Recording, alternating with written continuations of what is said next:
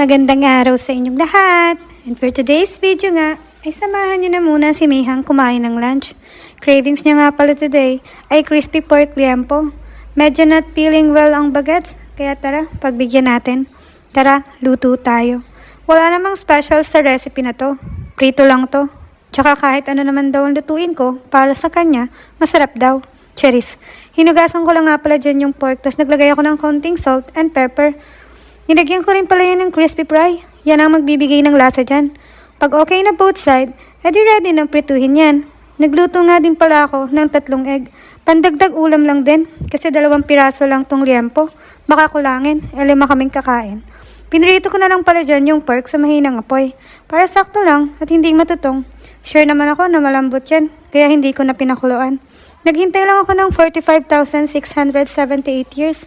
At sabay, naluto yung liempo at yung kanin. Kaya pwede na tayong kumain. Pinanood mo ba hanggang dulo yung video? If oo, comment ka naman kung tagasan ka. Gusto ko lang kasing malaman kung saan umabot yung video ko. Salamat po sa panonood. Tara, kain po tayo. See you next vlog!